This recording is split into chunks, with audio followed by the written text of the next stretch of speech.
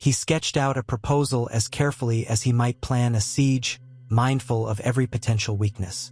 He included a formal expression of regret for Jaime's death. Asterisk, it was never my desire to shed a great lord's blood in the streets of the capital. Asterisk, but did not admit fault or wrongdoing. He mentioned the possibility of a substantial sum of gold to House Lannister, perhaps recouping the crown's debt to them in a lump sum to soothe wounded pride. He also considered the notion of a betrothal, yet he refused to tie Sansa or Arya to any unchosen Lannister.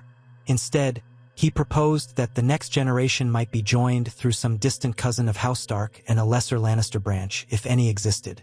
Something that would be a gesture without sacrificing his daughter's futures. The negotiation read more like a battlefield truce than a friendly alliance. Perhaps that was fitting. After a while, Ned realized how easily he was slipping into the role.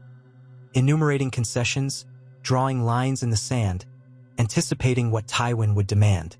The man wanted more than gold. He wanted respect, an acknowledgement that House Stark had offended House Lannister by taking Jaime's life. Ned included a vow that House Stark would never again raise steel against House Lannister without just cause, and that the matter of Jaime's death would be considered settled. When he finished, he reviewed it with a critical eye. Would Tywin be insulted? Would he see this as too little, too late? Perhaps. But if Tyrion truly wanted peace, he might shape these words favorably in his father's ears. Ned sighed, setting the quill aside. In the north, a man's word was his bond. In King's Landing, words were as slippery as eels. Still, it was better than the butchery that war would bring. Before nightfall, Ned placed the letter in an envelope sealed with the dire wolf of House Stark. If he was to deliver it to Tyrion, it must be done soon, for Tyrion had said he would leave for Harrenhal within a day or two. Ned eyed the shadowy corners of the room, expecting Baelish or Varys to appear unbidden. Neither did. Instead, one of the gold cloaks announced that a meal had been sent from the kitchens. Supper was a subdued affair, a simple stew and some bread. Sansa ate little, still anxious, while Arya devoured her portion hungrily. Afterward, Ned dismissed the servants and spent an hour speaking quietly with his daughters. He told them stories of Winterfell, stories they had heard many times before, but which seemed to soothe them with memories of home. The hot springs that kept the castle walls warm even in winter, the howling of the dire wolves in the forest, the crypts where the kings of winter rested. Arya eventually dozed off in a chair, while Sansa retreated to her bedchamber, subdued. Ned sat alone by candlelight, turning the letter in his hands. The risk was great. If Cersei learned he was making deals, she might call it treason. If Tywin found it wanting, he might scorn it and launch his armies regardless. Yet, if there was even a chance, it might avert carnage. He rose, beckoning to the gold cloaks outside. "I need to speak with Lord Tyrion Lannister." The guards glanced at one another. The imp is lodged at the Lannister manse near the Street of Silk, my lord. But you are under orders not to leave the Red Keep at night, except by the king's summons. Ned exhaled sharply, remembering Robert's words. You have my blessing, if it might avert war. Surely the king would want him to act. Then find a messenger. Bring Tyrion here quietly if you can, or arrange a meeting in some neutral part of the keep, if that suits him better. I must deliver this letter. The guard hesitated, then nodded. Aye, my lord, I'll send a runner. Ned thanked him and retreated back into his chambers. Time crawled. An hour passed, then 2. Arya slept fitfully, occasionally muttering in her slumber. Sansa's door remained closed. Ned paced. Finally, as midnight approached, a knock sounded at the corridor door. Ned opened it to find Tyrion Lannister standing there in a burgundy doublet, flanked by a single Lannister guardsman. The guard wore no house sigil, discretion, clearly. The gold cloaks posted outside gave them both a wary glance. Tyrion stepped in, regarding the darkened room with a flicker of a smile. Lord Stark, you do enjoy secret rendezvous, don't you? First Chataya's brothel, now your tower chambers at an ungodly hour. People will talk. Ned closed the door, mindful of Arya's sleeping form. He gestured Tyrion aside, near a table by the shuttered window. "I have prepared an offer for your father, a potential settlement that might quell his anger." He held out the sealed parchment. Tyrion took it, raising an eyebrow. "You work quickly. Good. Father is less inclined to diplomacy once armies begin to clash. Your time is short, you said. You leave soon. Tomorrow at dawn or close to it. If I ride hard, I can catch up to my father's vanguard in a few days." He turned the parchment over, studying the direwolf seal. "Will you summarize what I'll find inside?" Ned did so in a low voice, describing the key concessions: a formal statement of regret, a large sum of gold from the crown to House Lannister, enough to cover existing debts plus an additional reparation, and the possibility of forging a marriage alliance in the future, though not Sansa or Arya. The vow that House Stark would not seek further vengeance was also included. Tyrion listened intently, occasionally tapping a finger on the parchment. When Ned finished, Tyrion pursed his lips.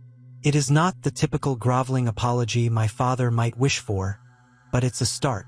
Money is always persuasive, especially if it's a tidy sum. He wants the realm to see Lannisters as unassailable, so the vow that your house will let the matter of Jaime's death lie is crucial. That might soothe some of his fury." He tucked the letter into his doublet. "I will present this to him as favorably as I can. I have no illusions, Lord Stark. Tywin can be the most stubborn, prideful man in the Seven Kingdoms. But if there's a chance he'll accept terms, it's because he knows war is costly. I'll do my best to remind him of that." Ned nodded. "Thank you. And understand, Lord Tyrion. I offer this not because I fear fighting, but because too many innocents suffer in a war. Let that weigh on your mind if your father balks." Tyrion let out a breath. "I'm not unaware of the consequences of conflict. My father sometimes forgets the bones broken along the way, as long as the victor stands tall. But I have a certain affection for living comfortably. War rarely fosters comfort." He paused, as if considering something. "And what of the Queen? Does Robert Baratheon sanction this? Will Cersei attempt to sabotage it?" Ned's lips thinned. "The king has given his blessing for me to try. As for Cersei, she despises me, but I do not believe she can openly thwart the king's will in this matter. At least not yet." Tyrion murmured. "Be cautious all the same. My sister's cunning is formidable. She might try to poison Tywin's opinion, or even orchestrate something rash behind the king's back. Still, if Robert stands behind you, that might keep her in check. The real question is whether my father can swallow his pride." Ned inclined his head.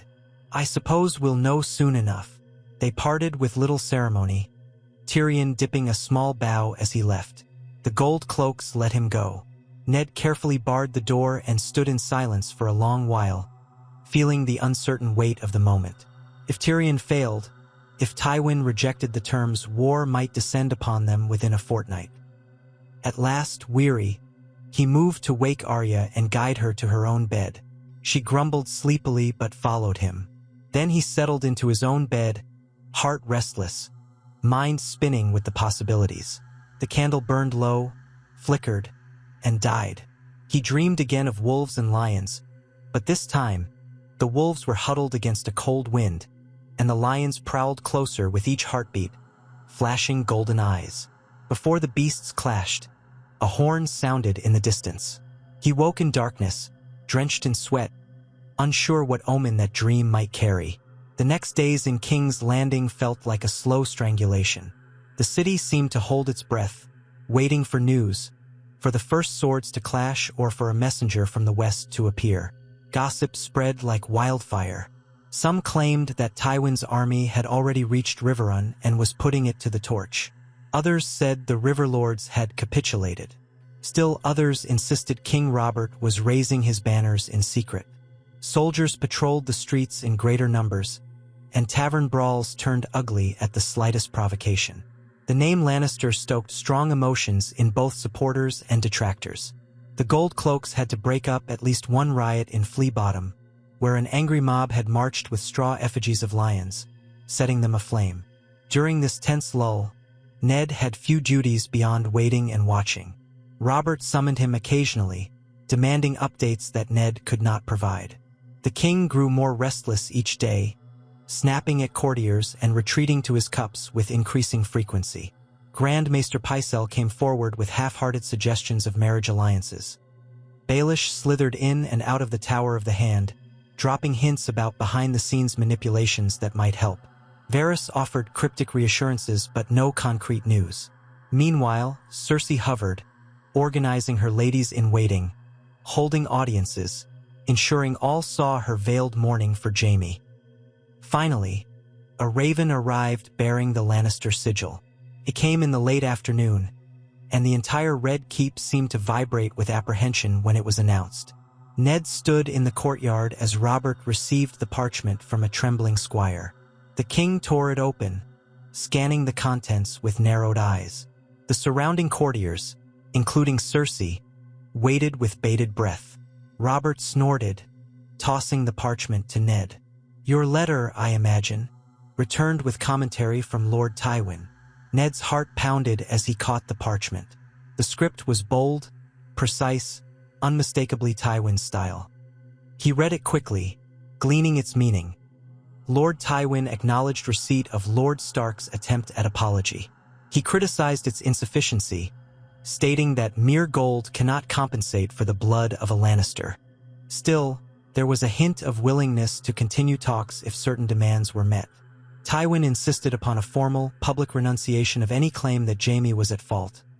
Lord Stark must declare that Jaime Lannister's attack was in response to grave provocation, thus absolving the Kingslayer of wrongdoing. Only then would Tywin consider additional negotiations. Ned handed the parchment back to Robert, who read it again, scowling. "He wants you to lie for him, Ned. Proclaim to the realm that Jaime was innocent of aggression." Cersei read over Robert's shoulder, eyes bright with triumph. "It's a small price to pay for peace, wouldn't you say, Lord Stark? Or do your northern sensibilities forbid falsehoods?" Ned ignored her barb, speaking to Robert. "He demands I perjure my own honor and memory of what transpired. Jaime attacked me. Every witness on that street saw it. I cannot declare him innocent without spitting on truth." Cersei's smile only sharpened. "Then you condemn the realm to war, all for the sake of your precious truth. How many thousands will die for your pride?" Robert glared at her but turned to Ned.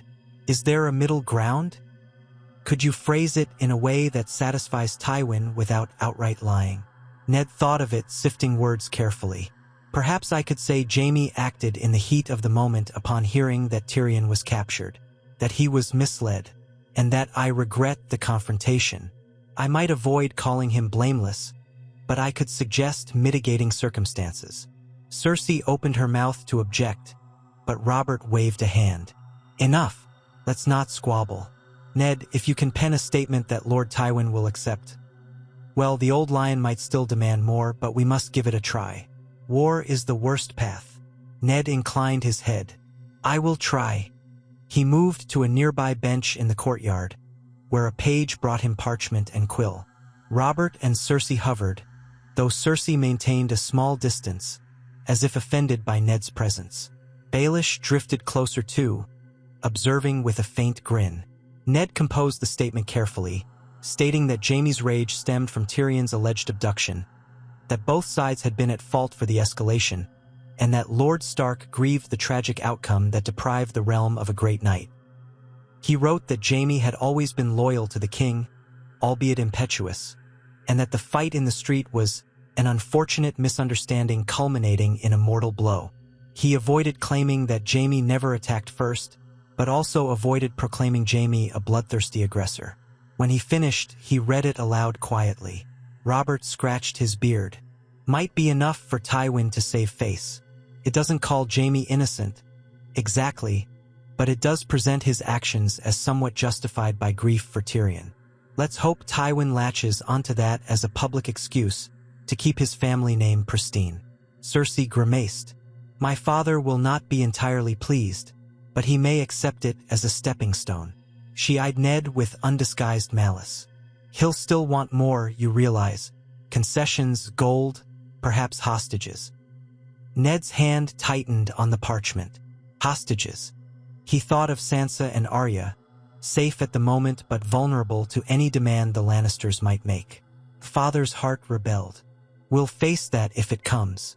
For now, I'll have this letter sealed with my seal, as well as the king's, and dispatched at once. Robert signaled for a squire to gather the materials. We'll send it by the fastest raven to Harrenhal. Tywin's men should still be near the Trident, so they'll receive it quickly. Then we wait. Ned gave a stiff nod, handing the parchment to the squire. He felt a slight hollowness in his chest. He had bent words to suit Lannister pride, though not outright lying. Yet it tasted foul all the same. He silently asked the gods to forgive him if this act of compromise was necessary to preserve peace. Honor was dear, but life was dearer still for all the innocents in the realm. Cersei brushed past him, skirt swishing. She spoke softly but pointedly. My father wants your humiliation, Stark. If he cannot have your head, he'll accept your groveling. Beware. Each word you offer, he will want a bit more. You will never be clean of this. Jaime's death is a debt in blood. She turned away, following Robert as he stomped back into the castle. Ned watched her go, ignoring Baelish's amused glance.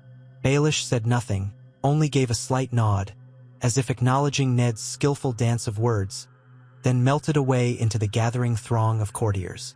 In the days that followed, the city churned in rumor. The Lannisters, so the talk went, had slowed their march, uncertain whether to proceed or pause while Tywin considered the king's new message. Gregor Clegane reportedly still raided outlying villages in the Riverlands, though in smaller forays. The Tullus were rallying around Riverrun but had not yet committed to open battle. Everyone waited for Tywin's next move or next letter. And so King's Landing continued its uneasy vigil. Ned, meanwhile, spent those days under constant watch but with a fraction more freedom. At Robert's behest, the Gold Cloaks gave him permission to walk in the castle gardens or visit the royal September. Sansa came with him sometimes, relishing the chance to stretch her legs amid the greenery. Arya preferred the training yard, slipping away whenever she could. Occasionally, Ned would catch glimpses of her whirling a wooden sword under the watchful eye of Syrio Farrell. The guards grumbled but allowed it. One afternoon, as Ned strolled the gardens with Sansa, he saw a figure approach along a gravel path lined with rosebushes. Sandor Clegane, the Hound, resplendent in his dark armor and white cloak of the Kingsguard. His burn-scarred face twisted into something like a smirk when he saw Ned. Sansa stiffened, recalling how Joffrey's sworn shield had frightened her in the past. Clegane gave a curt nod. Lord Stark, the king wants you in the throne room. Ned tensed. Now? Aye. He's in one of his moods. Best not keep him waiting. Sansa looked to her father with concern. Ned offered her a reassuring smile. Return to your chambers. I'll see what the king requires. She bobbed a quick curtsy and hurried off, while Clegane escorted Ned through the castle corridors.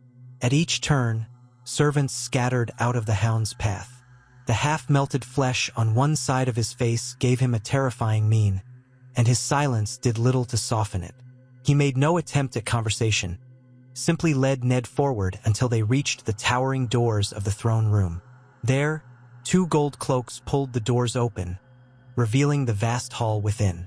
Robert sat upon the iron throne, sprawled forward with one hand on the pommel of a sword. He looked vexed, gaze fixed on a figure kneeling at the base of the dais. Courtiers clustered in the shadows, whispering. Cersei stood nearby, face unreadable.